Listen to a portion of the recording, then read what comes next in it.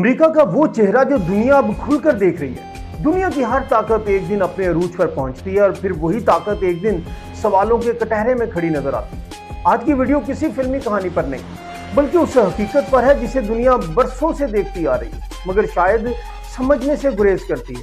और मैं जानता हूं आपका वक्त बहुत कीमती है, लेकिन सिर्फ चंद मिनट आखिर तक मेरे साथ रहिएगा, क्योंकि आखिर में जो सवाल उठेगा शायद वो आपकी सोच को बदल दे।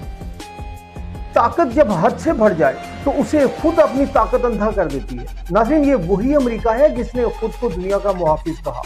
अमन, इंसानी हकूक, जमहूरियत, आज़ादी इजहार, ये सब अल्फाज दुनिया को सुनाए गए। लेकिन सवाल ये है, क्या ताकतवर ममालिक हमेशा वही करते हैं जो वो दुनिया को सिखाते हैं?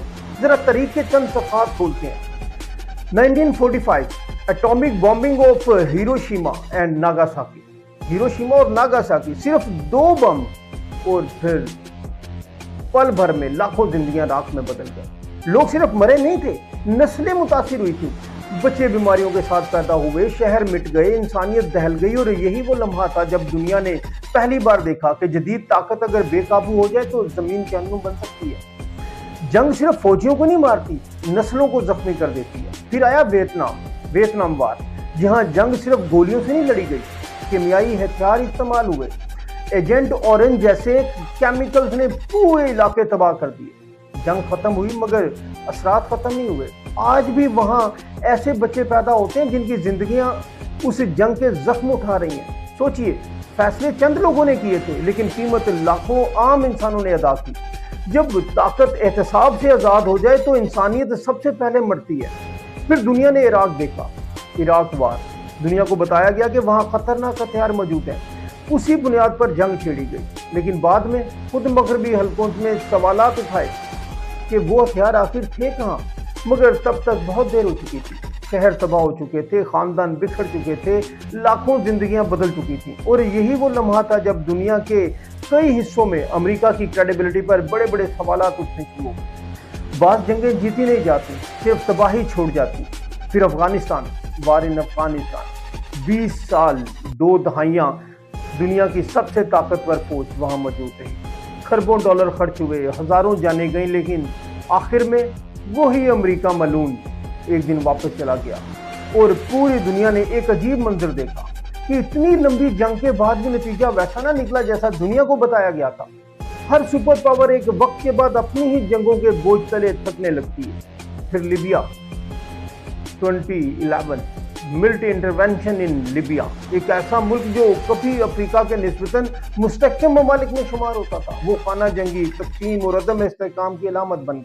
और फिर वेनेज़ुएला, पाबंदियां, मुआशी दबाव, सियासी तनाव। दुनिया के कई तजियाकार आज भी ये सवाल उठाते हैं कि क्या आलमी ताकतें वाकई सिर्फ जमहूरियत के लिए हरकत करती हैं, या मुफादात भी इस खेल का हिस्सा होते हैं। बैनुल-अक़वामी सियासत में दोस्तियां कम, मुफादात ज्यादा होते हैं। लेकिन नाज़रीन, अब दुनिया बदल रही है।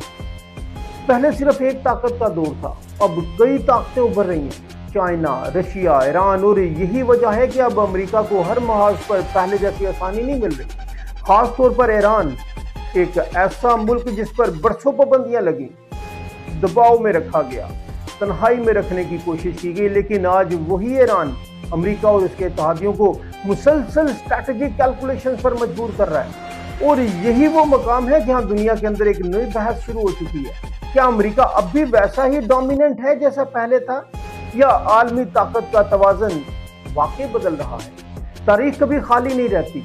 एक ताकत अगर कमजोर होती है तो दूसरी उभरने लगती है। लेकिन यहाँ एक अहम बात समझना बहुत जरूरी है।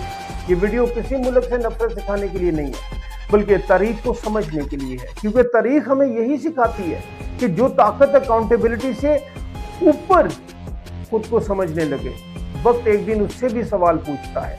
अब सवाल आपसे है, क्या वाकई दुनिया एक नए आलमी निज़ाम की तरफ जा रही है, या अमेरिका की ताकत कमजोर हो रही है, या ये सिर्फ वक्ती दबाव है? अपनी राय कमेंट्स में जरूर दीजिएगा। वीडियो को शेयर करें और सब्सक्राइब और फॉलो लाजमी कीजिएगा, क्योंकि अगली वीडियो में हम बात करेंगे वो खुफिया एलांसीज जो खामोशी से दुनिया की ताकत का नक्शा बदल रहे हैं।